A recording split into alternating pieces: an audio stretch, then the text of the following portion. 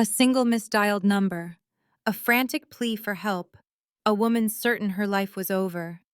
What would you do if the person who promised to protect you just broke your arm and you were locked in a bathroom with no escape? What if your last hope was a text to a total stranger, a number mistyped in a moment of sheer panic and pain? Anna had only moments to live. The man who hurt her was counting on the other side of the door. 3, 2, 1. But that incorrect number found its way to a man who could make someone vanish with a single command. A man with one absolute rule: you do not harm women. Not in his presence, not in his town, not ever. What happens next is unbelievable. Because at times, fate has a design.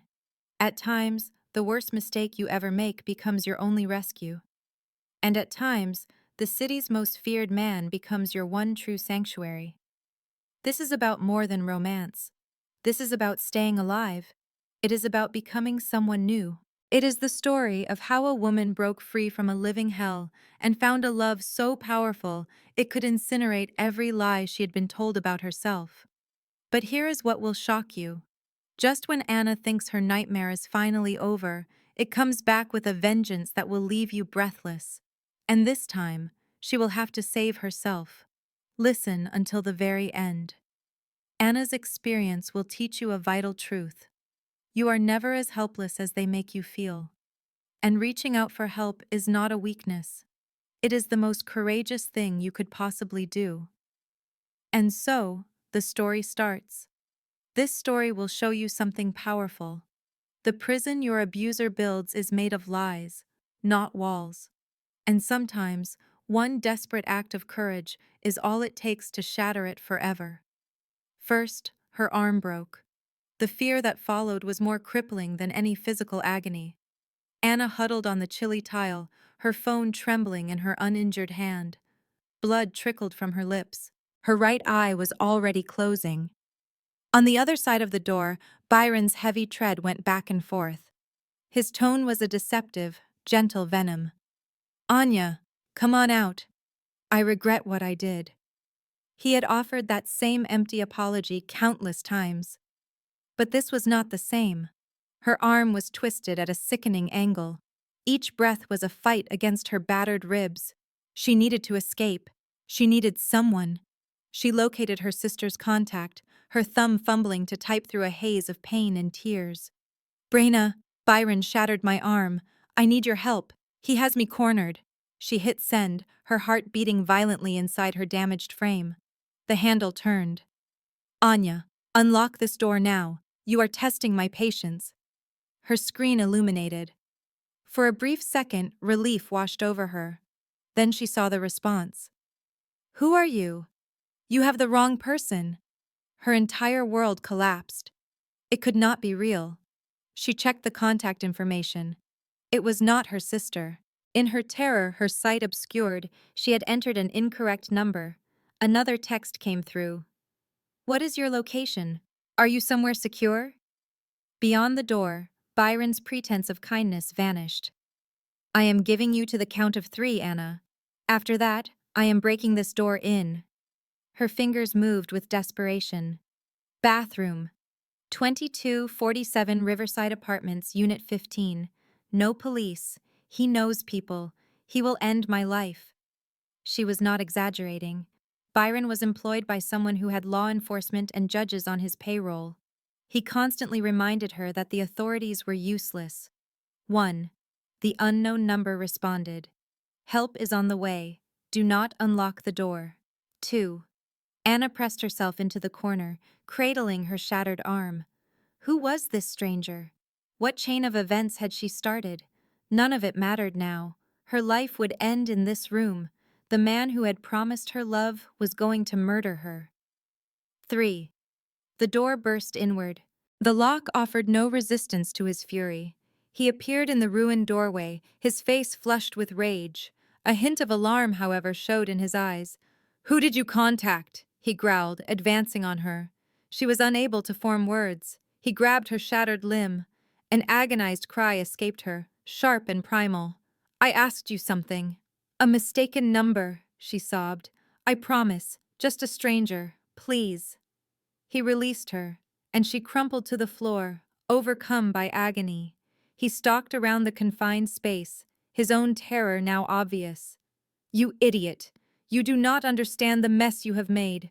If my employer finds out I have lost control of my own woman. He cut himself off.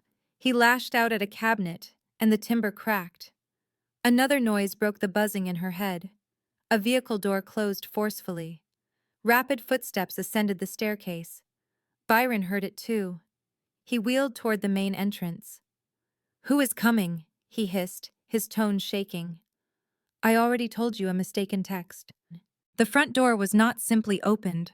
It was torn from its frame with one thunderous blow. The sound was like a firearm discharge. Byron let out a noise Anna had never heard from him. It was a pathetic, small cry of pure fear. Deliberate, heavy steps moved into the main room. They were unhurried, the walk of a man who feared nothing. Find her. The voice was deep, chilling, and had an Irish accent. Every syllable was menacing. Listen, I have no idea who you are, but you have to get out of my place. A sickening, heavy impact silenced Byron. Anna heard him hit the wall hard. I am not going to repeat myself. Where is the girl? In the bathroom, Byron choked out. Anna attempted to rise, but her limbs would not cooperate. She gripped the vanity to steady herself just as a figure materialized in the doorway. He was enormous, his frame dominating the entrance. His sandy blonde hair was slicked back, revealing chiseled features. Ink covered his throat and the backs of his hands. He wore a dark-colored shirt that was tight against his muscular torso. The chaos had not affected him, though his hands showed new abrasions. His slate-colored eyes scanned her, assessing the damage. He noted the contusions, the cut on her mouth, and her mangled arm. His jaw clenched. You sent the text, he said, more a statement than a question. Anna managed a small nod. He angled his head slightly to address someone behind him. Rory, escort her from here. Bring her to Dr. Gallagher. I need a complete workup. Make sure every last wound is on record. Another man came into view. He was not as old, and he moved toward Anna cautiously, like one might approach a scared creature. Ma'am, my name is Rory. I'm going to get you out of here. She agreed with a nod, and he carefully held her uninjured arm, steadying her as she started to move. While Rory led her away, Anna caught sight of Byron. The inked man had him pinned to the wall by his neck. Byron's feet were off the ground. His complexion was becoming a deep shade of violet. Please, Byron managed to say. I had no idea, I promise. The Irishman's tone was low and fatal. She was never your property to harm. She meant nothing to you. Do you comprehend? Byron nodded with desperation. The man moved closer, his words a venomous murmur. You are going to vanish from this town. If your name ever reaches my ears, if I ever catch sight of you, if you so much as picture her face. He left the implication unspoken. I will personally ensure your remains are unrecognizable. He released Byron, who fell to the floor, gasping for air. The man coolly adjusted his shirt. His face was a frigid, emotionless void. He pivoted and departed the unit, not looking back. Rory assisted Anna down the steps and into the darkness. A black SUV was idling at the curb. When she settled into the rear seat, the inked man joined her. My name is Kellen Reardon, he stated. His tone was quieter now, yet it retained its command. You are out of danger. He is never going to touch you again. 1,000 questions swirled in Anna's mind. Who was he? Why had he responded to her text? How was he involved with Byron? A profound weariness began to take hold of her. The rush of fear had faded, replaced by pure agony. Thank you, she murmured. Kellen's expression did not change, but something in his iron-gray gaze flickered. Save your thanks for later, he responded. We have a great deal to talk about. The car drove away from the curb. Anna saw her former prison vanish into the night. City lights blurred past her window. She remained quiet, cradling her shattered arm, conscious of the formidable man beside her. He did not speak again. He was occupied with his phone, his inked fingers moving quickly and with purpose. Anna observed him from the corner of her undamaged eye. She struggled to understand him. Tattoos covered his skin. An aura of menace surrounded him. He had handled Byron with detached, ruthless skill. Yet, when his gaze met hers, she saw a hint of protectiveness. His tone had been surprisingly soft. "How bad is the pain?" Kellen inquired, without looking up from his screen. "I can handle it," Anna said falsely. In reality, her arm was a relentless source of deep, pulsing pain. Her chest ached each time she inhaled. Kellen finally met her eyes. She was certain he saw through her deception. "You are lying. Dr. Gallagher will take care of it. He is the top orthopedic specialist in this town." Kellen returned his attention to his device. "He is in my debt." Anna wanted to ask about the nature of that debt. She wanted to know his motives for helping her. She wanted to understand his command for Byron to leave town. But her throat was tight, and the questions felt too large for the confined car. After 20 minutes, the SUV stopped at a private entry on a leafy street in an affluent area. The buildings were classic brick, restored and kept up at a high cost. It was a completely different universe from the rundown apartment building she had just escaped. Rory circled the vehicle to help her, supporting her as they went through an entrance with a simple brass sign that read, "Gallagher Medical Group." The interior of the office was calm and immaculate. The room had soft lighting, cream walls, and the clean scent of antiseptic was subtle, not overwhelming. A nurse in navy blue scrubs appeared instantly, her expression a professional mask. "Mr. Reardon." Her nod to Kellen was brief. "Dr. Gallagher is waiting in examination room 3. She led them down a hall and into a spacious room where an older man with silver hair and kind eyes stood. He looked at Anna with a calm assessment that felt like the product of a long career. "Miss Solis," he said gently, "my name is Dr. Gallagher. We will get you taken care of." Kellen stepped back, positioning himself near the door. "I need a full workup," he informed the doctor. "Document absolutely everything, with photos and x-rays." The doctor agreed, and a chill ran through Anna. Documentation, evidence. She understood this was about more than just healing her wounds. This was about creating an official record. But a record for what, and against whom? The examination was thorough but surprisingly gentle. Dr. Gallagher's hands were steady as he checked her ribs, her jaw, and the swelling around her eye. Another nurse came in to assist, using a medical camera to photograph every bruise and cut, every mark that Byron had inflicted on her. Anna felt exposed, but the medical team was so quietly efficient that shame had no room to form.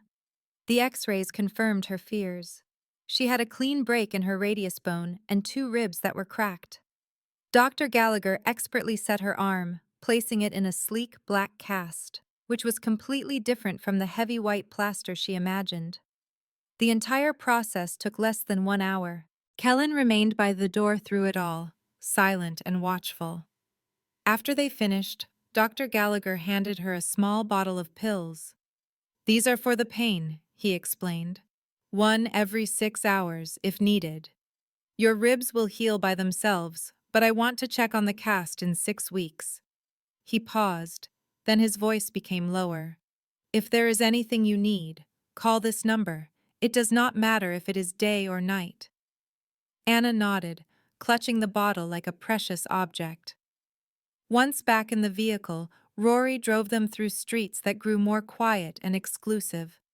Anna had lived in the city her entire life and had never been to this part. The houses were set far back from the street, protected by gates and high walls. This was generational wealth that had no need for display. They pulled up to a modern building made of glass and steel with an automatic security gate that opened as they approached. Rory parked in an underground garage where they entered an elevator that required a keycard. Anna's exhaustion was finally catching up to her. The medication from Dr. Gallagher made everything feel hazy and distant. The elevator doors opened directly into a home, and Anna stepped into a space that left her speechless. It was large and full of light, with massive windows that showed the sparkling city skyline. The furniture was modern but comfortable, all clean lines and neutral tones. In the kitchen, stainless steel appliances gleamed, the kind she had only ever seen in magazines. The entire apartment felt safe and expensive. "You can stay here for now," Kellen said, watching her take everything in. "Rory will use the guest room tonight. He will get you whatever you need." Anna finally found her voice and turned to face him. "I do not understand. Why are you helping me? We are strangers." Kellen watched her for a long moment. It was impossible to know what he was thinking behind his steel gray eyes. "You reached out for help. I do not ignore those messages." He turned toward the door but paused. "Get some rest. We will talk in the morning." "Wait," Anna called, her voice stronger now, cutting through her weariness. "What about Byron? What are you going to do?" Kellen's expression darkened. "He has been handled. He was out of the city an hour ago, and he will not be back." "How can you be so sure?" Kellen's face softened slightly, but his eyes remained like stone. "Because men like him understand only one thing: power. And he now knows I have far more of it than whoever he thought was protecting him." He took a thin black phone from his coat and placed it on the kitchen island. "This belongs to you. My number is the only one in it. If you need something, you call me." He was gone before she could respond. The elevator doors closed with a soft chime. Anna was alone in the stunning, secure apartment, surrounded by a level of luxury she could not comprehend, and the weight of the day crashed down on her. She had escaped Byron, but her freedom was owed to a man who could make someone disappear. A man whose very presence was intimidating. A man she had just met barely an hour before. Rory came out from another room with a look of sympathy. "There are clothes for you in the bedroom, Miss Solis. And anything else you might need. You should probably get some sleep." Anna could only nod, feeling numb as she walked to the bedroom. Inside, the bed looked like a giant cloud, with fresh clothes laid out on a chair. A second door led to a bathroom stocked with every kind of toiletry. In the mirror, her own bruised and swollen face stared back at her, her arms secured in the black cast. She did not recognize herself. Who was this Kellen Reardon? What kind of world had she just stepped into? The questions tormented her through a restless night. Every time she closed her eyes, she saw Byron's face, turning dark as Kellen held him against a wall. When she drifted toward sleep, she heard that cold Irish voice making threats with perfect calm.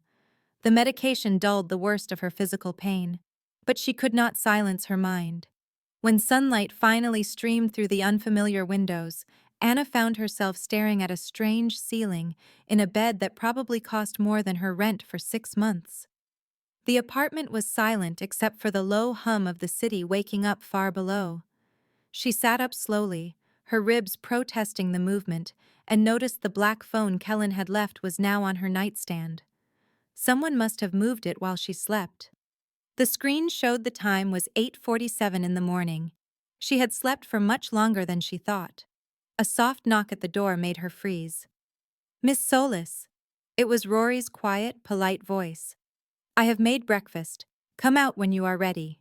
Anna found him in the kitchen setting out coffee and a beautiful meal on the island. There was toast with eggs, a bowl of fruit, and some yogurt. It looked like an advertisement for a luxury hotel. "How are you feeling?" he asked, and his concern sounded real. "Like I was hit by a truck," Anna admitted, accepting the mug of coffee he passed to her. "But it is an improvement from last night." Rory nodded and gestured to a shopping bag on the island. "Mr. Reardon sent over some necessities. Clothes, personal items, and other things you may need for a few days. He wanted to make sure you were comfortable." There it was again, that strange thoughtfulness from a man who had torn a door off its hinges with little effort. Anna sipped her coffee, trying to reconcile the violence she had witnessed with this kind of care. She had eaten about half of her food when the black phone vibrated on the island. Her heart pounded as she picked it up. How did you sleep? The text was from the contact named Kellen. It was blunt, with no pleasantries. She stared at the message for a moment before typing a reply with her good hand. Better than expected. Thank you for everything. His response was immediate. You do not need to thank me. Have you taken your medicine this morning? Anna glanced at the bottle of pills on the kitchen counter. She had not. I am about to now. Good. Rory will stay with you as long as you like. If you want to be alone, just let him know. She looked at Rory, who was meticulously cleaning the kitchen with the same intense focus he applied to everything. Having him here felt like an intrusion and a comfort all at once. She was not ready to be completely alone. He can stay. Can I ask you something? Anything. Anna hesitated, her fingers hovering over the keyboard. She had 1,000 questions, but one of them was louder than all the others. What happened to Byron? I mean, what really happened? This time, the answer took longer. She saw the typing indicator appear and then disappear twice. Finally, his message came through. He is gone. He was on the first bus leaving town. He vanished at 3 in the morning. His phone and his keys were left on the table. He was gone for good. And how can you be so sure? Because I made the consequences of his return to this city exceptionally clear. Men like Byron are predators who feed on weakness. He has been shown that he is the one who is truly weak. Anna felt a pressure release from her lungs. It was not relief exactly, but it was close. For 3 years, his powerful associates had terrified her. Kellen had dismantled that power in one night. And what of his boss? The one he swore would always have his back. That man was a fiction. Byron was nothing more than a runner for a small neighborhood outfit. They were petty criminals and low-level dealers.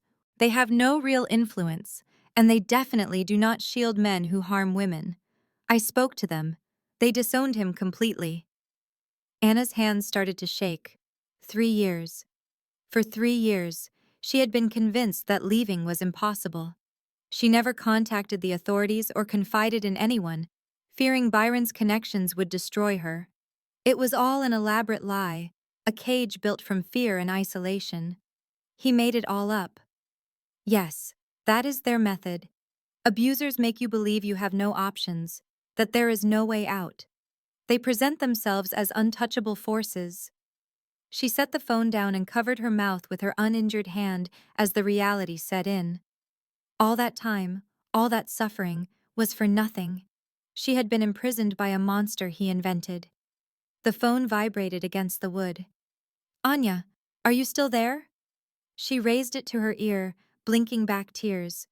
I do not know. I am so furious with him, but also with myself. Do not direct that anger at yourself. What happened was not your fault. You did what you had to do to survive. I should have left sooner. I should have seen through his deception. You sent that text. That took more courage than you realize. You started your own rescue. I just helped you finish it. Anna reread his message 3 times. A warmth started to grow in her chest. Amid the pain and confusion, she typed the question that had lingered since last night. Why did you come yourself? You could have just sent Rory and the others. Why did you appear in person? 3 dots materialized on her screen, then disappeared. They came back. After a few long moments, his response appeared. I had to know you were not a trap. A message from a strange number can be a decoy, a method to pull someone into a vulnerable position. I needed to see for myself that you were a real person, that someone was genuinely in danger and not just playing games. Anya stared at the screen, trying to understand the caution in his message. What if I was not real?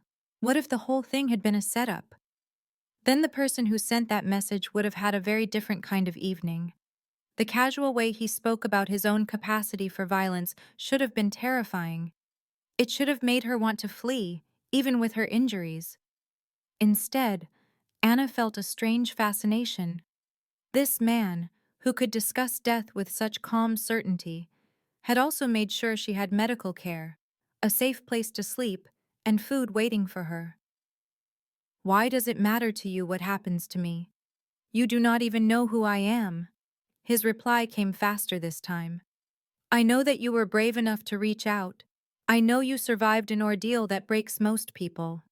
For me, that is enough. Anna felt a knot tighten in her throat. For years, she had seen herself as weak, believing she deserved Byron's abuse because she was not strong enough to leave. But Kellen saw something different. He saw strength where she saw only failure. Thank you for everything. For coming, for the help, for all of this. You already thanked me. You can stop now. Despite it all, Anya felt a small smile form. So what am I supposed to do now? You are supposed to rest. You are supposed to heal. Let me worry about the rest. And then what? Then, we figure out what comes next. Together. The word together lingered on the screen, carrying a promise Anna did not yet understand. She put the phone down and looked around the beautiful apartment. She saw Rory moving silently in the kitchen and the dark cast on her own arm. It felt less like a symbol of being broken and more like evidence that she had survived. She had no idea who Kellen Rearan really was. Not yet. But for the first time in 3 years, she was not afraid. And that simple lack of fear felt a lot like hope. The next few days passed in a strange, quiet haze. Anna remained in the apartment to heal. Rory was a silent, capable presence. He appeared whenever she needed something, but left her in peace otherwise. The black phone became her link to the outside world and to the man who saved her. Kellen messaged her every morning and every evening. At first they were simple inquiries. How is the pain level? Did you rest well? Have you eaten?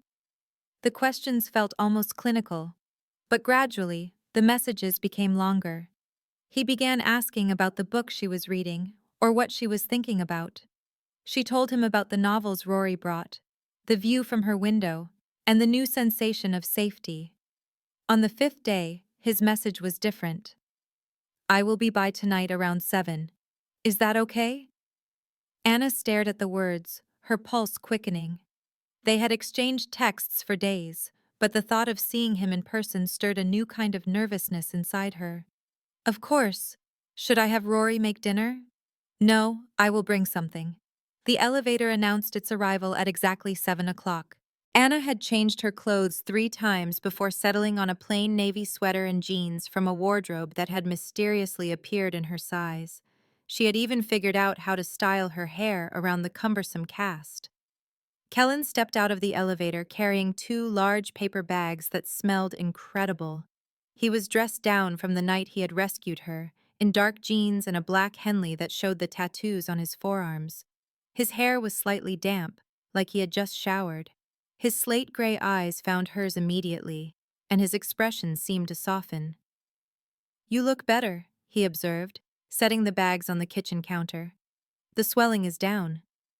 Dr. Gallagher was excellent, Anna replied, as Kellen started unpacking the bags. Inside were containers of what looked like homemade soup, a crusty loaf of bread, and a simple green salad. It was not extravagant food, just something nourishing and warm. It is my mother's recipe, Kellen said while he ladled soup into 2 bowls. She was convinced chicken soup was the cure for everything. I doubt it mends broken bones, but I suppose it cannot hurt. The mention of his mother was unexpected. It was the first truly personal detail he had ever shared. You cook? When I have the time, he answered, offering her a bowl and motioning to the dining table. It is rare, but I make exceptions. They sat across from each other, eating in a comfortable silence for a few minutes. The soup was amazing, rich and flavorful, with tender pieces of chicken and vegetables. It had the taste of something that had simmered for hours. It tasted of care and effort. This is incredible, Anna said at last. Kellen's lips curved into something that resembled a smile. Do not sound so surprised. I just never imagined a man who breaks down doors would also make soup. People contain multitudes. He tore off a piece of bread. So, are you going to tell me who you are? Or do I have to guess? Anya set her spoon down, taken aback by his forwardness. What do you want to know? Everything. Start with who you were before you met Byron. She took a deep breath, realizing she had not discussed her old life in years. Byron had made sure to cut her off from anyone who knew that version of her. I was an archivist at the city library. I oversaw the special collections, preserving old documents and organizing historical records. It was quiet work, but I loved it. Every old paper told a story. Why are you speaking about it in the past? Byron made me quit 2 years ago. He said I was spending too much time there, that the hours were an issue. The real reason was he hated that I had one thing that was mine alone. The bitterness in her own tone surprised her. Kellen just listened, his attention fixed on her with an intensity that felt unfamiliar. No one had looked at her like that for a long time, as if what she said actually mattered. What would you do now, if you could do anything you wanted? He asked. Anna looked down at the bowl, a long-buried ambition stirring within her. I always dreamed of being a counselor, working with at-risk kids, children going through difficult things who need someone to listen without judgment. I finished my psychology degree before I met Byron, but I never started my master's. I never got the certification. A quiet, sad laugh escaped her lips. The whole thing felt like a cruel joke in hindsight. My dream was to save people from terrible circumstances, but I was too blind to see I was trapped in one myself. That is not a joke. That is survival. Kellen's voice was solid and unyielding. You did what you had to, and your dream is not dead. Anna met his gaze, searching his expression. You say it like it is all so simple. It is never simple, but it is possible. He leaned back, and for the first time, she saw a flicker of caution in his eyes. I know something about families, about their demands, and about having your life planned out for you. What are you talking about? Kellen paused for a beat, his fingertips tapping the table once. My family has been in a specific line of work for 3 generations. My grandfather started it, my father expanded it, and now I run it. Not all of it is legal. His legitimate businesses included property, shipping, and a few restaurants, but the bulk of his operations took place in the shadows, where the law looked the other way. Anya's heart started to hammer against her ribs. She had always known on some level. You do not make people disappear as a regular businessman, but hearing him admit it made the danger feel real. You are talking about organized crime. I am talking about a family enterprise that operates by a separate set of rules. He met her eyes, his own steady and clear. I will not lie to you, Anya. What I do is illegal. I have people who depend on me, and they are my duty. I make decisions to protect them and to keep my organization running. And sometimes, those decisions involve violence. Like what you did with Byron. Byron was nothing. He was a weak man who earned his fate. Kellen's jaw tightened. But yes, like that. I have a single rule that I will never, ever break. I do not let men hurt women. Not in my organization, not in this city, not anywhere I have influence. My own father was abusive to my mother for years before he died. I can still see her covering up the bruises, pretending everything was fine. I was 16 years old when I became strong enough to make him stop for good. Anya's breath caught in her throat. What did you do? He came home one night, drunk and angry about something. I got between them, and I told him that if he ever laid a hand on her again, I would kill him. Kellen's voice was completely empty, without any trace of feeling.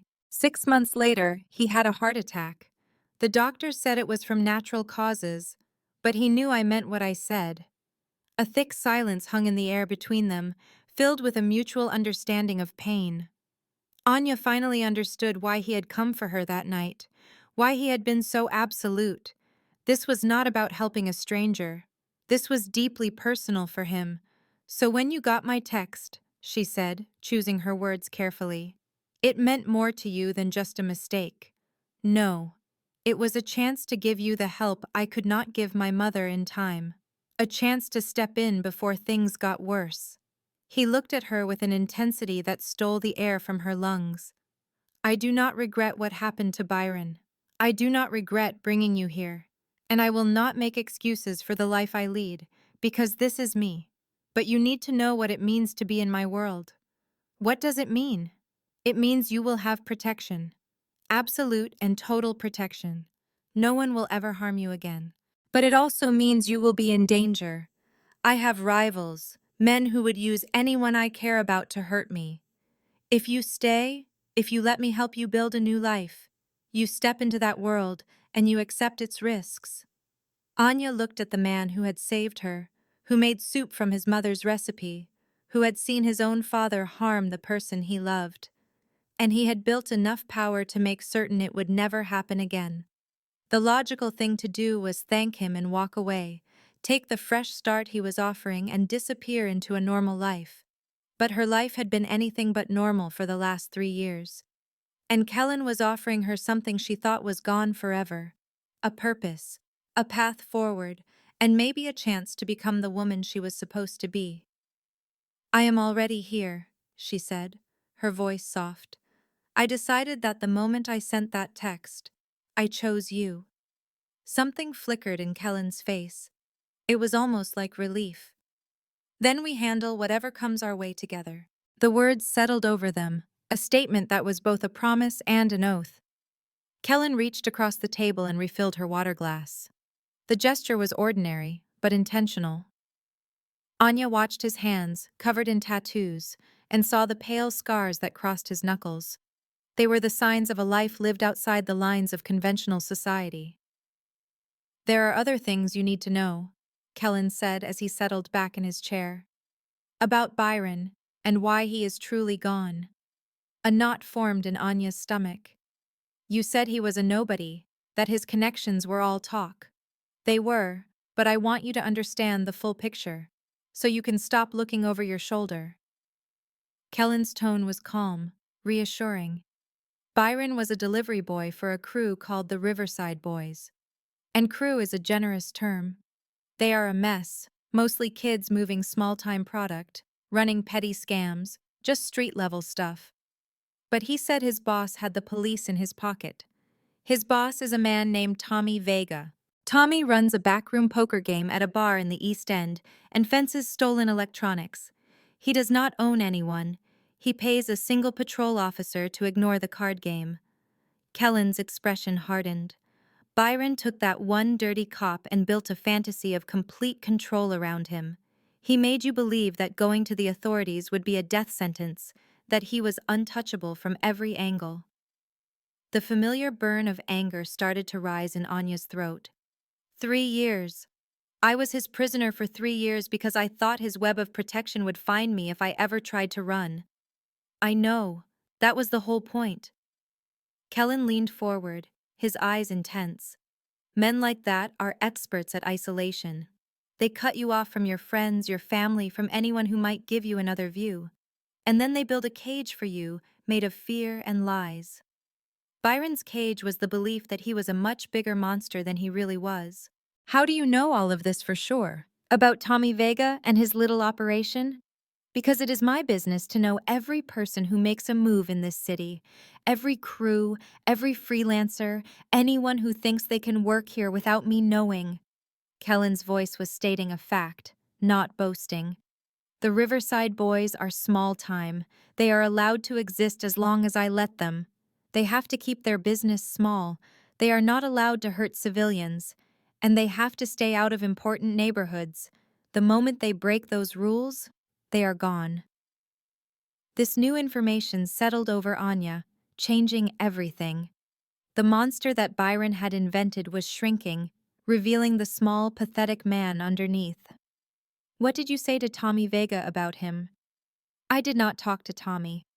I had a word with his younger brother Danny, the one who actually runs things.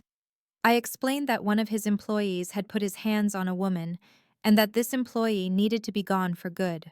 Danny was very sorry and cooperative, and he promised me that is not how they do business. A small, humorless curve appeared on Kellen's lips. He was telling the truth. They are idiots, but they are not completely without a code. So, Byron just disappeared. I told Byron that if he stayed in this city, I would find out. And if I found out, what happened in your apartment would seem like an act of kindness compared to what would come next. I also told him that Tommy Vega's crew had cut him loose, that he had no protection, no one to call, nothing. He was entirely alone, and he knew it. Kellen looked straight at her. Byron is a coward, Anya. Cowards always run when they have nowhere left to hide. He is gone, and he is not coming back. The relief that washed over Anya was so powerful her hands started to shake. All the terror, the constant suffocating fear that had defined her life, was built on a foundation of pure lies. Byron was a low-level thug who was playing a role, and she had believed him because he had cut her off from any other reality. "I was so stupid," she whispered. "No." Kellen's voice was so sharp it made her look up. "You were a victim of abuse. The two things are not the same. Abuse rewires your brain. It makes you doubt your own judgment, your own sense of reality. You were not stupid. You were finding a way to stay alive." Anya blinked back tears and gave a small nod. She took a shaky breath, finally asking the question that had been building since he started talking. "You speak about this city like you own it, like you are the one who allows crews to operate, who knows everything that happens." She studied his expression and saw the powerful restraint he held.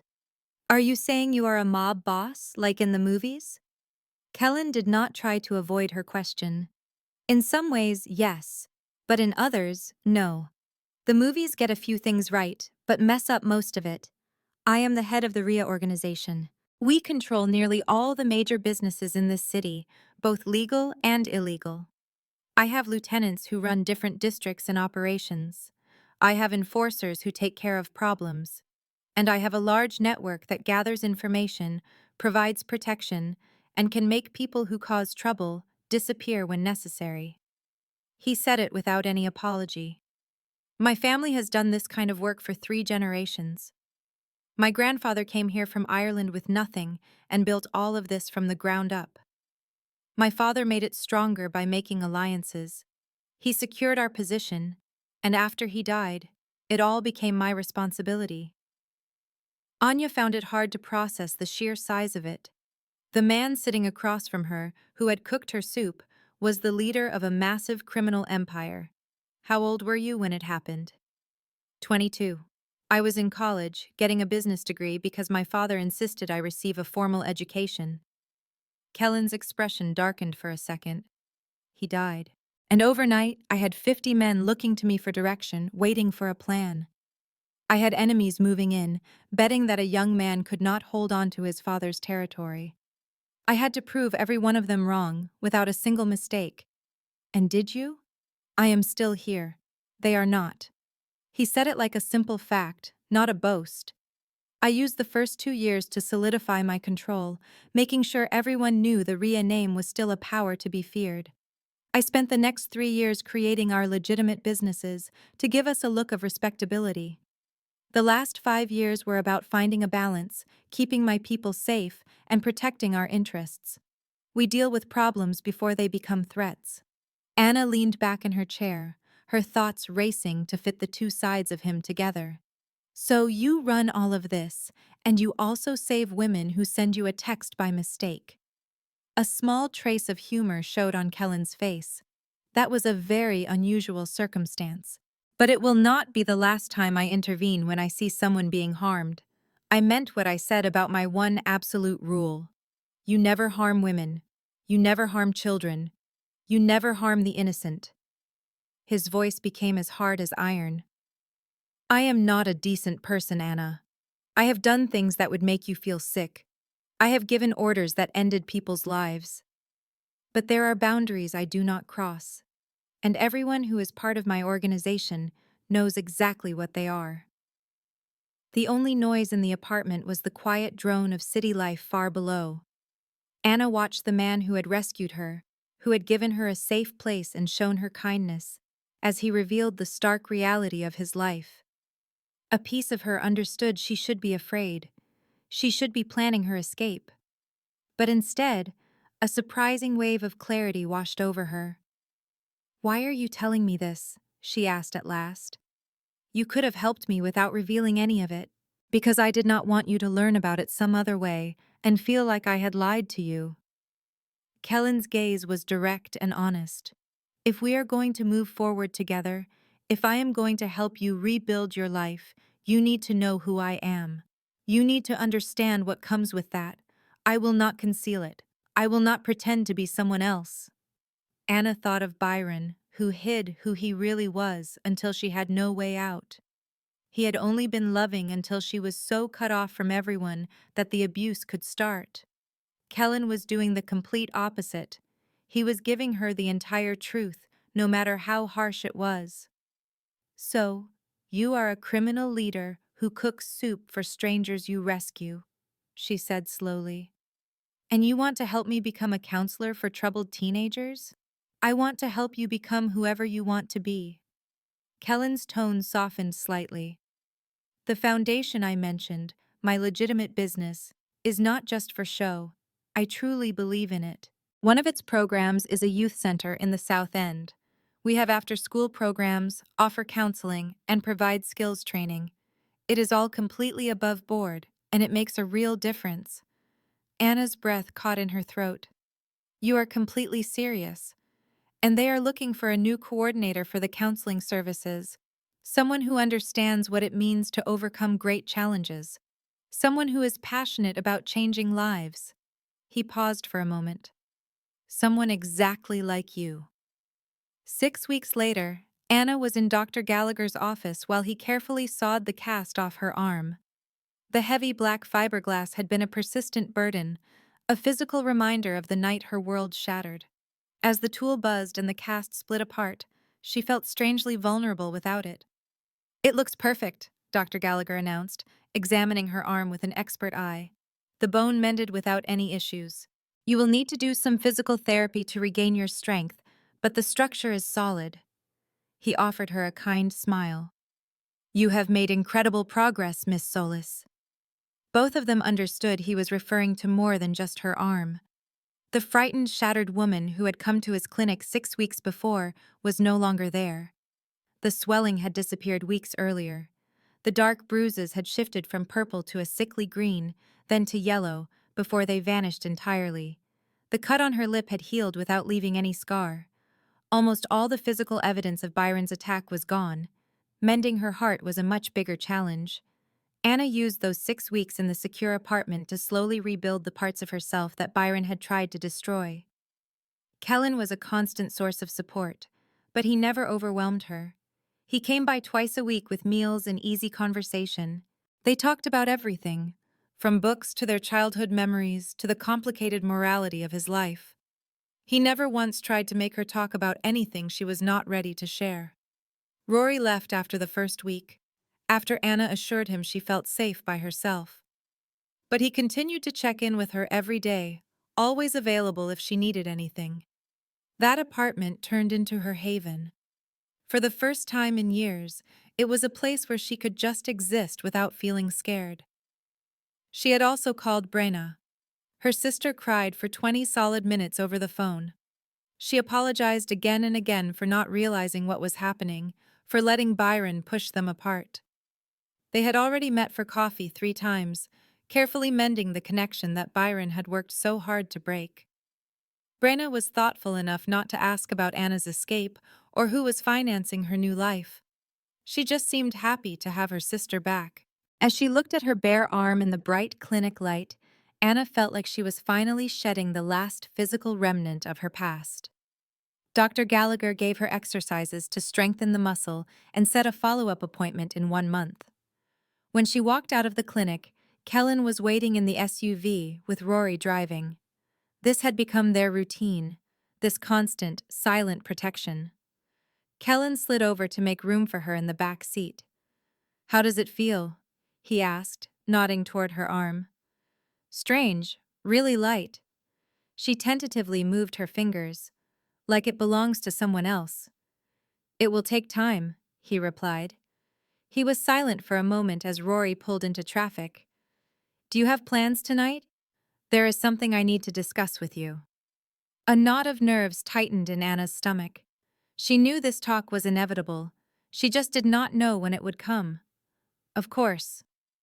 That evening, Kellen arrived at 7 o'clock with Thai food and a thick manila folder. They ate dinner first, talking about her physical therapy and a book she was reading. But Anna could feel a change in his mood. A deep seriousness was hidden just beneath his usual calm demeanor. After they cleared the dishes, Kellen set the folder on the table. I told you about the Northside Youth Foundation, he started. The center we run in the South End. You mentioned it. Anna's heart started to beat faster. It has existed for 5 years. We have after-school activities, tutoring, sports, and art programs. Everything is free. We serve about 200 kids from that neighborhood. Most of them come from difficult backgrounds, like single-parent homes or poverty. Some are struggling with abuse. He opened the folder. It was filled with bright photos of smiling children, program flyers, and budget reports. The foundation is 100% legal. Every single dollar is accounted for. All of our staff members are certified and have passed extensive background checks. This is not a cover. It is real. Anna leaned forward to look at the pictures. She saw children of all different ages, all of them engaged, happy, and learning. This was exactly the kind of work she had always wanted to do. Last month, our counseling coordinator had to resign. She got a higher-paying job on the other side of the country to be near her family. We have been looking for someone to fill her role. Kellen looked straight at her. I am offering you the job. The words hung in the air between them. It was everything she had ever hoped for and everything she was afraid of. Kellen, I am not certified. I never finished my master's degree. The role is about coordination. You would be managing the services, not doing the therapy yourself. You would oversee the certified counselors, manage the intake process, and make sure children get the support they need. And if you choose to go back to school, the foundation will pay for it. Tears burned at the back of Anna's throat. This was everything. It was a path to a meaningful life, a way to help kids and take back the professional life Byron had destroyed. Why choose me? Because you understand. Kellen's voice was quiet but steady. You know the feeling of being caged, of thinking there is no way out. These children need someone who gets that, someone who feels it. They need a person who will not walk away. He let the words hang in the air. I also know your strength. I have seen you recover. I have seen you rebuild your world from nothing. That takes a special kind of bravery. I am speechless. Do not say anything now. Kellen's expression hardened, his jaw tight. You need to hear one more thing before you agree. This is not just about a position. I am asking you to enter my life permanently. Anna's breath caught in her chest. What do you mean by that? My foundation is known to be mine. The staff, the neighborhood, every family we assist knows this. They understand the money comes from the Reardon organization. People ignore it because we do good work. We deliver on what we say. But that also means everyone employed there is connected to me, to my reputation, to my entire family. I am already connected to you, Anna stated. You saved my life. You have been watching over me. This is different. Kellen moved in, his gray eyes blazing. At this moment, you are someone I helped through a crisis. Someone under my protection. If you take this role, if you are part of my foundation, you become one of mine. Not on the illegal side, but associated with it. That comes with its own set of risks. What risks? I have rivals, Anna. Competing families, enemies, people who want to see me fail, or even be eliminated. A direct attack is too risky, so they look for soft spots, for people I care about, for anyone who matters to me. His voice was calm, but carried immense weight. By accepting this job, by letting me have this place in your life, you would become a target. A chill ran down Anna's back, yet it was tangled with a spark of defiance. So you are saying people might come after me just to get to you? I am saying it could happen, But it is unlikely because my protection is comprehensive. It would not be easy. Any threat would face me and my whole operation. Still, the danger exists. Kellen held her gaze. I will not lie to you about this. The safety I offer is absolute. Nobody can reach you without going through me. But the danger is real. The quiet in the room was broken only by the sound of them breathing. Anna thought about the past 6 weeks, about feeling secure for the first time in years. She remembered Byron and the manufactured fear he used to control her. This was different. Kellen was not using fear as a weapon. He was giving her an option, making sure she understood exactly what it meant. What if I say no? She asked quietly. Nothing about us changes. I will still help you and make sure you are protected. You will get another job. You will rebuild your life on your own terms. We will still be friends. The hard lines of his face eased slightly. I will not be upset. I will not be angry. I will understand completely. But if you say yes, keeping you safe becomes my duty, always and without question. You will run my foundation. You will save those kids. You will get your career back. And I will make certain nothing harms you ever again. His voice dropped lower. But you have to go into this with your eyes open. You have to know what you are saying yes to. Anna looked down at her arm, the cast gone, the pale skin finally exposed. She thought of the desperate woman who sent that text, the person who believed she had no choices and no hope. That person was gone. A stronger person stood there now, a survivor ready to do more than just get by. I am in, she said, looking directly into Kellen's eyes. The job, the risk, all of it. Something shifted in Kellen's expression. It was fast but unmistakable. Relief, satisfaction, and a deeper feeling Anna could not name. He reached over, his hand covering hers, the warmth of his tattooed skin against her own. We start on Monday.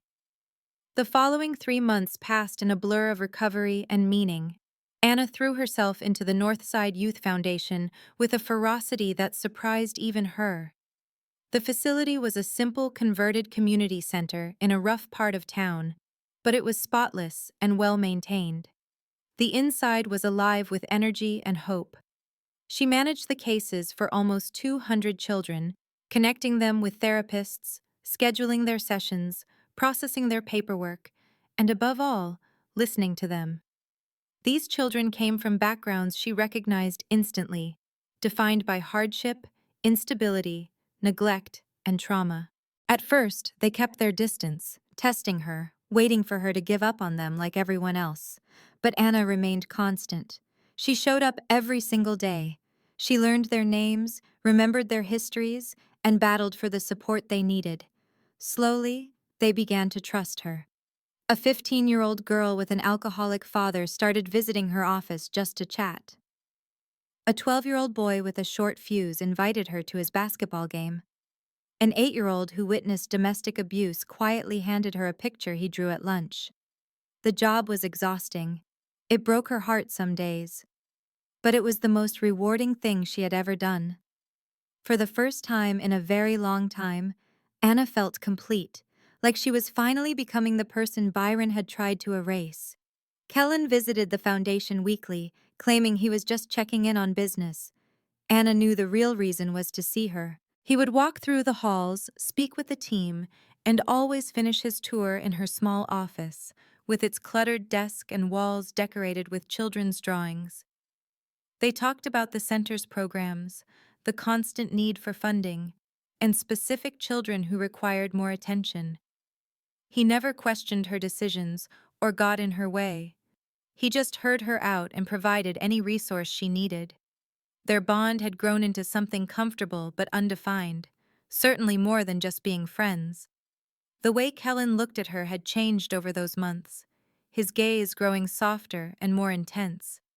Her own pulse would quicken at the sound of his voice, and their conversations often lasted deep into the night on the drive home. Neither of them wanted the time to end, yet neither made a move. both appearing content to let their connection develop naturally.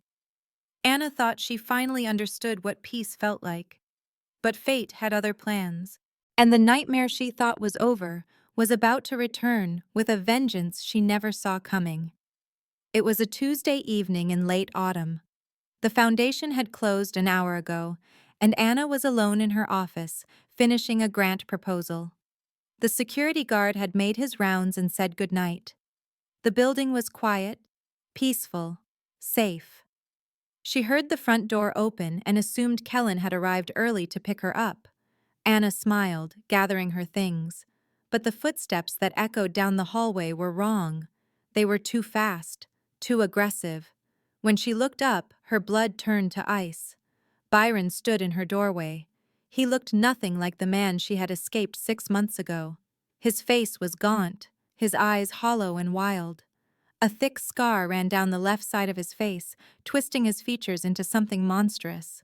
He had lost weight, and his clothes hung loose on his frame. But it was the gun in his hand that made Anna stop breathing. "Hello, Anya. Miss me?"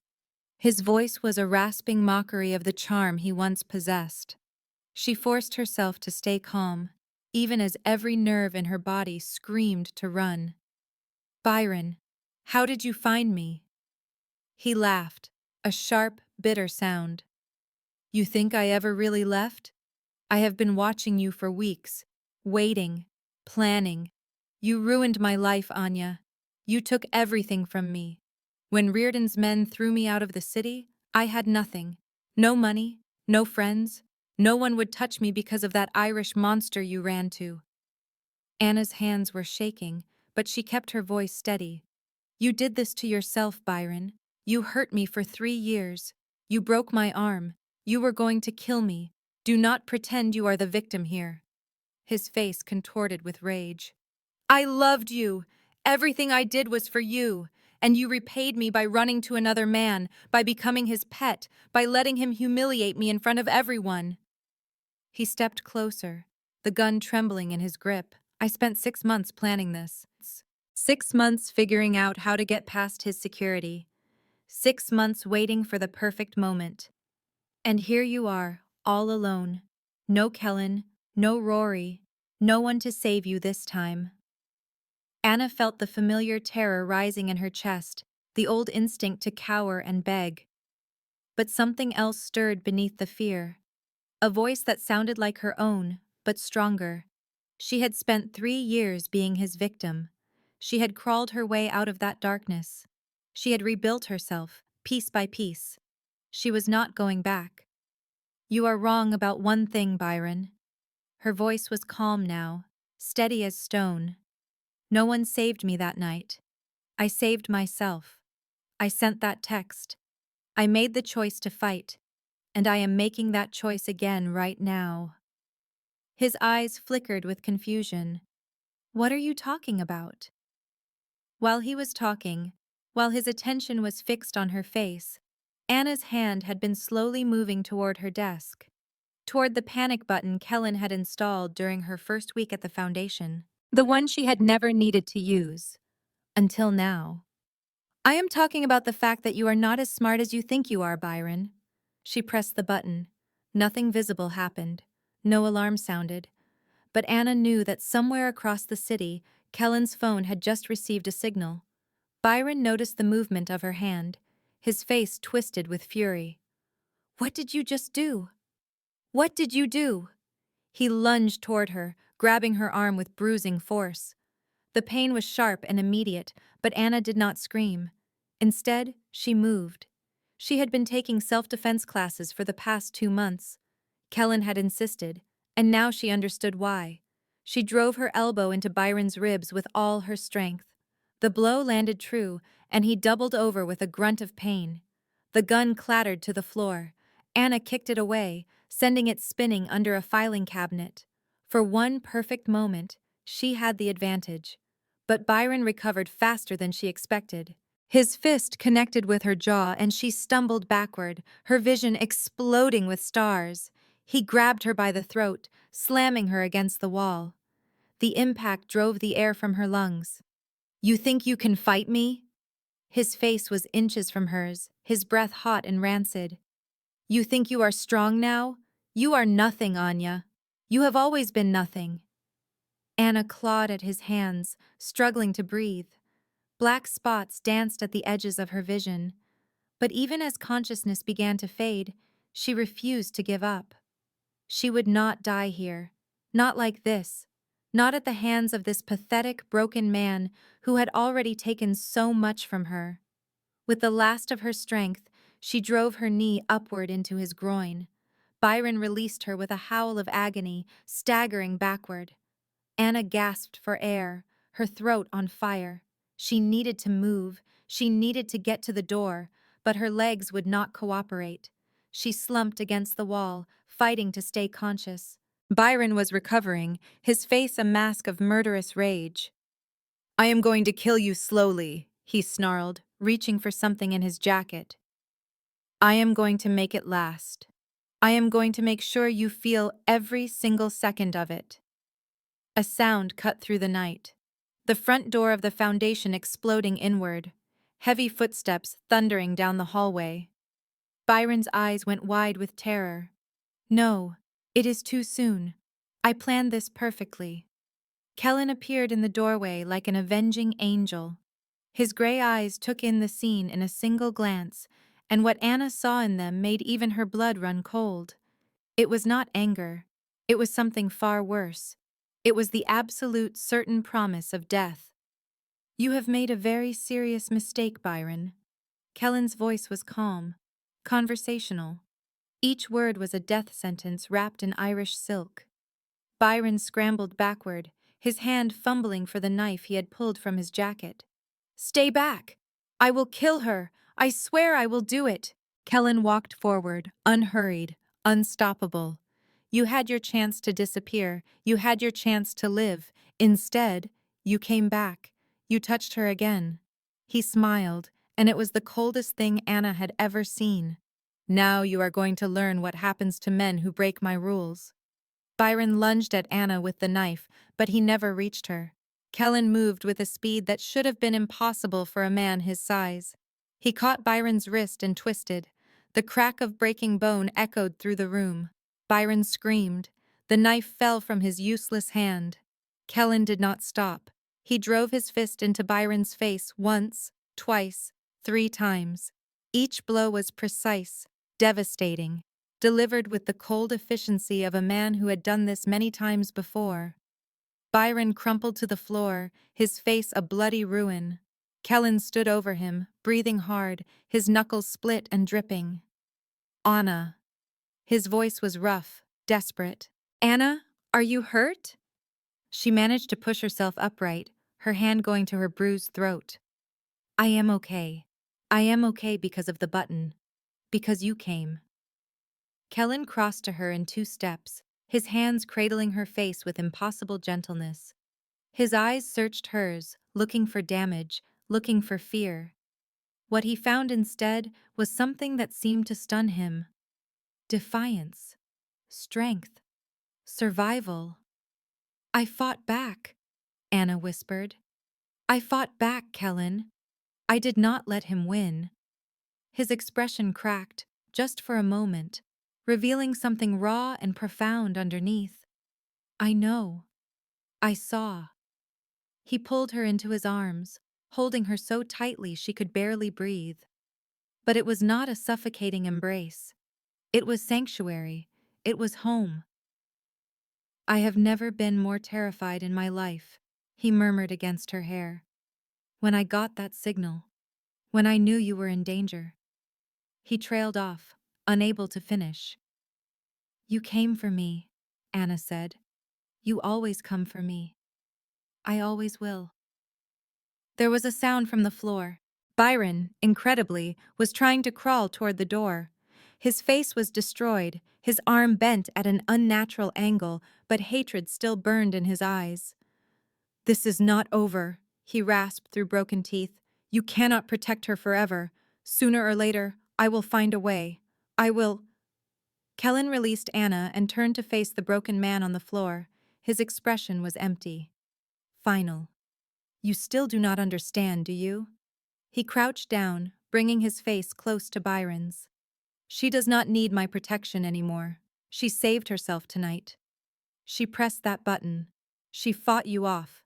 She survived. All I did was arrive in time to finish what she started. He stood, adjusting his cuffs with the same casual precision Anna had seen that first night. But since you are clearly too stupid to learn from your mistakes, I am going to make sure you never get another chance. He turned to Rory, who had appeared silently in the doorway. Take him somewhere quiet. Make it permanent, make it painful. And make absolutely certain that no one ever finds a single piece of him. Byron began to scream, but Rory was already dragging him away. His cries faded down the hallway, then cut off entirely as the door closed. Kellen turned back to Anna, his face softening. She waited for the horror to hit her, the revulsion, the understanding of what she had just sanctioned. Instead, all she felt was relief. Byron would never hurt her again. He would never hurt anyone again. Is this who you want me to be? Kellen asked quietly. A man who gives orders like that? A man who makes people disappear? Anna reached for him, pulling him close. You are the man who saved me. You are the man who helped me save myself. You are the man I love. The words hung in the air, spoken for the first time. Kellen went very still. What did you just say? I love you, Kellen. Anna met his eyes without flinching. I love the man who makes soup from his mother's recipe. I love the man who builds foundations for children. I love the man who runs a criminal empire by a code of honor. I love all of you, the light and the dark. Kellen's composure finally cracked. He pulled her into a kiss that was fierce and desperate and full of everything he had never been able to say.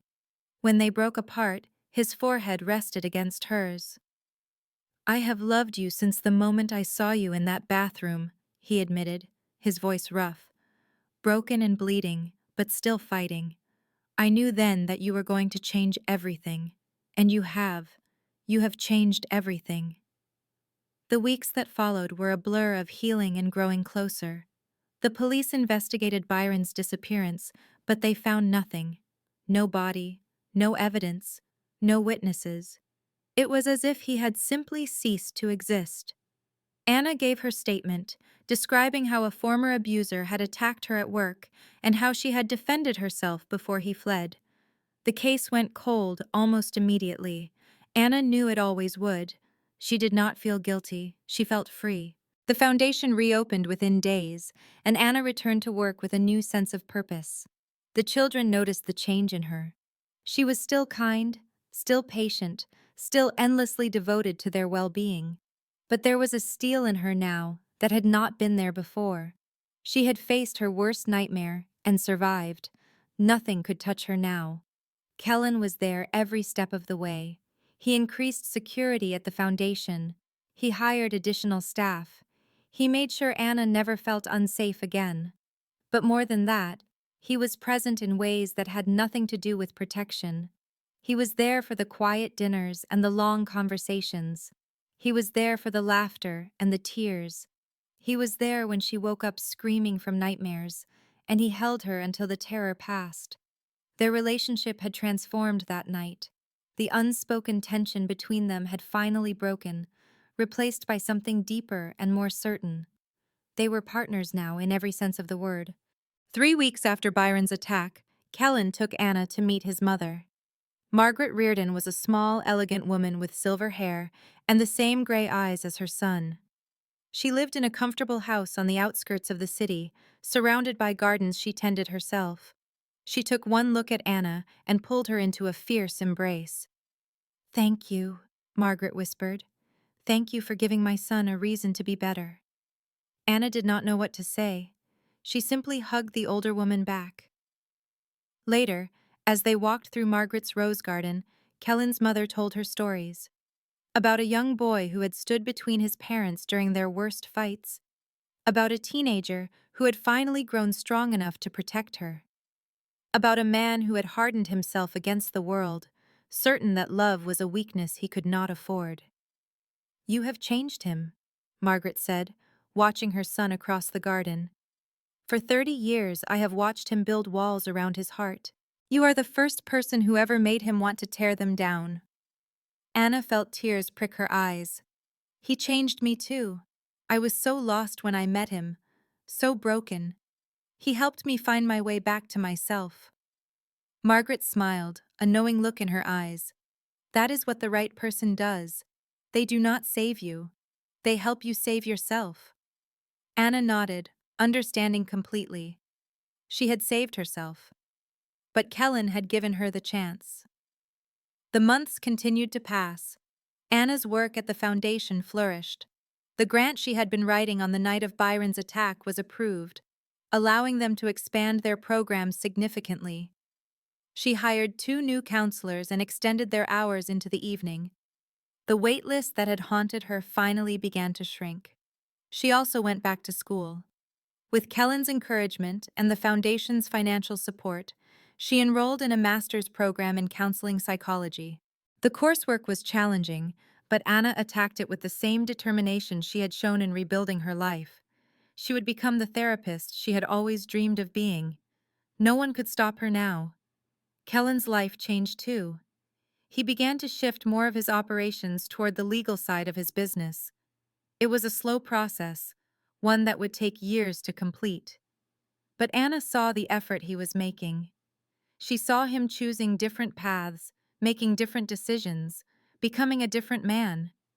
Not because she asked him to, because he wanted to be worthy of her. They moved in together officially 3 months after Byron's attack. Anna let the lease on her old apartment expire and brought her few belongings to Kellen's penthouse. This time, she did not feel like a guest. She felt like she was coming home. Their life together was not perfect. There were still late-night calls that pulled Kellen away. There were still moments when Anna caught a glimpse of the violence that lurked beneath his surface. There were still ghosts from both their pasts that refused to stay buried, but they faced it all together, and that made all the difference. It was a Friday evening, 6 months to the day since Anna had sent that desperate text message. She had just finished a long day at the foundation and was looking forward to a quiet weekend with Kellen. When she entered the penthouse, she knew immediately that something was different. The apartment had been transformed. Candles filled every surface, their soft light creating a warm, intimate glow. White roses, her favorite, were arranged in crystal vases throughout the room. Soft music played from hidden speakers. Through the massive windows, the city glittered like a sea of diamonds. Kellen stood in the center of the room, wearing dark pants and a simple white shirt with the sleeves rolled up. His gray eyes found hers the moment she walked in, and what she saw there made her heart stop. "You are home," he said, his voice rough with emotion. "Good. Kellen, what is all this?" Anna asked, her hands trembling as she set down her bag. "It is not beautiful enough for what I'm about to ask you." He took her hands in his thumbs brushing gently over her fingers. "But it is a start." Anna's heart was pounding so hard she could barely breathe. She had sensed this moment approaching, had felt it building between them for weeks. But the reality of it was still overwhelming. 6 months ago, you sent a text that was meant for your sister, Kellen said, his voice steady but filled with feeling. It was a message for help from a woman who saw no other way out. A woman who was convinced she was going to die in that bathroom. You hit send, and that message found me. A complete stranger. The wrong number. Tears were streaming down Anna's face, but she did not look away. I have thought about that night so many times. I thought about all the things that had to happen for your message to reach me. I thought about what would have happened if you dialed a different digit, if you reached someone who would not have cared, or someone who could not have helped you. His grip on her hands tightened. I thought about all the ways I could have lost you before I even knew you existed. But you did not, Anna whispered. No, I did not. And every day since then has been about proving to both of us that it was not just a lucky chance. It was not a mistake. He released her hands and then deliberately lowered himself to one knee. The air rushed from Anna's lungs. Kellen took a small velvet box from his pocket. He opened it, showing her a ring that made her gasp. It was a simple band of platinum that held a single, perfect diamond. It was understated and timeless, not big or showy, but exactly right. Anna Solis, Kellen said, his voice now raw, losing the careful control he always maintained. You came into my life shattered and afraid, and somehow you have become the strongest person I know. You took a wrong number and turned it into something right. You walked into my world, with all its darkness and danger, and you still found the light. You saw me for who I really am, and you did not run. He paused, and Anna saw the muscle in his jaw tense with feeling. I am not a good person. I have done things that would make you sick. I live in a world where violence is a language and no one can be trusted. But with you, I want to be better. You make me want to build something that lasts, something good, something worth protecting. He raised the ring toward her. Let me spend the rest of my life showing you that one scared text message was not a mistake. It was fate. It was the universe telling me that you were always supposed to be mine, and I was always supposed to be the one to keep you safe. Anna was crying freely now, her whole body trembling with the intensity of her emotions. 6 months ago, she was sure she was going to die. She had sent that message with barely any hope, a final, desperate attempt to find anyone who cared. And somehow, that act brought her here. To this man, to this moment, and to a future she had never been brave enough to dream of. Marry me, Anna. Be my wife. Be the calm center of my chaotic world. Let me wake up next to you every morning and know that I did something good enough to deserve you. The answer came from a place deep inside her, from the part of her that had survived Byron, the part that had found the courage to send that text, the part that had chosen to step into Kellen's world no matter the risk, the part that had fought back when her nightmare returned. Yes, she said, the word breaking on a sob. Yes. Of course, yes. Kellen's own hands shook as he slid the ring onto her finger. It was a perfect fit. He was on his feet in the next instant, pulling her into his arms and kissing her with a fierce passion that was a mix of relief, joy, and absolute certainty. Anna kissed him back, pouring all her love and gratitude into it, along with a powerful resolve to create the life they were choosing together. When they finally broke apart, Kellen rested his forehead against hers. His arms stayed wrapped around her waist as if he might never let go. I love you, he said. The words were simple, but they held the weight of everything they had been through. The moment I saw you in that bathroom, I knew you would change my life. I just did not realize how much. I love you too, Anna replied, her voice steady despite her tears. You saved me, Kellen. Not just that night, but every single day since. You helped me find who I was again. No. He pulled back just enough to look into her eyes. You saved yourself. You were the one who sent that message. You were the one who pressed that panic button. You were the one who fought back when he attacked you. You were the one who decided to keep going. You were the one who chose to live. You chose all of this. I just made sure you had the chance. Rory appeared silently from another room, carrying a bottle of champagne and 2 flutes. He set them down on a table with a genuine smile. Congratulations, boss. And to you, Miss Solis. Or perhaps I should say, the future Mrs. Reardon. Anna laughed through her tears, a sound of pure, liberated joy. Mrs. Reardon. Just 6 months prior, she was broken and convinced her life was over. Now, she was about to marry one of the most powerful men in the city. She had a career she cherished, and she was safe among people who genuinely protected her. They lifted their glasses of champagne while the candles flickered, and the city spread out below them, a world of secrets, darkness, and fresh starts. Kellen's arm stayed securely around her waist, and Anna leaned into him, feeling safer than she had ever felt in her entire life. What happens next? She whispered. A rare, genuine smile broke through Kellen's guarded expression. Now, we begin to build our future. You will keep changing the world at your foundation. I will keep my people safe and my businesses strong. And when the day is done, we will both return home to one another. And we will always remember that the best things can start from a simple, desperate call to the wrong number.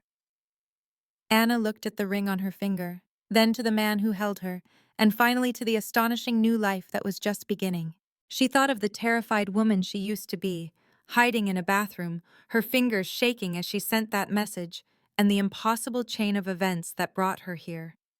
It was not the wrong number, she said, looking straight into Kellen's eyes. It was the right one. It was always the right one. He leaned in and kissed her again as the candlelight danced and the city wrapped its lights around them. They were two souls who had met in the darkness, a shattered woman and a crime lord, now bound together by destiny and by their own choice, ready to create a new life in the light. Their connection had survived every challenge. As Anna felt Kellen hold her, she looked at the ring again, a perfect symbol of his love. She knew, with absolute certainty, her long search was over. She had not just found safety or a shield from her past. She had found a real, lasting home in the heart of the most powerful man she would ever know. A man once told Anna she was trapped forever. He built a prison for her using only fear and lies. But that is not real power. True power is meant to protect. True power lifts you up instead of tearing you down. And sometimes, the person with the power to save you is yourself. If you are listening to this story and feel like there is no escape, hear me now. When someone convinces you that you are helpless, that you deserve the pain, that no one will ever help you, it is a lie. It is always a lie. The prison they build for you is made of smoke and mirrors. The power they claim to have is nothing but an illusion. You are stronger than you know. You are braver than you believe. And one small act of courage, one text message, one phone call, one step toward the door, can change everything. You do not need someone to save you. You need to believe that you are worth saving. And then, you need to reach out your hand. Our team put great effort into the research, writing, and editing of this content to deliver powerful narratives with valuable lessons. If this story touched you, please like this video so it can reach others who need to hear it. Drop a comment to share what you think, or to tell your own story if you feel ready. Send this to someone who might be trapped in their own prison of fear. And subscribe to our channel to join a community of survivors who believe their best days are still ahead. We appreciate you watching to the very end. You are not alone. And neither was Anna. If you found this story compelling, prepare yourself for what comes next. The upcoming narrative is even more profound. Please stay and choose the video on your screen now to experience another incredible journey that will leave you speechless.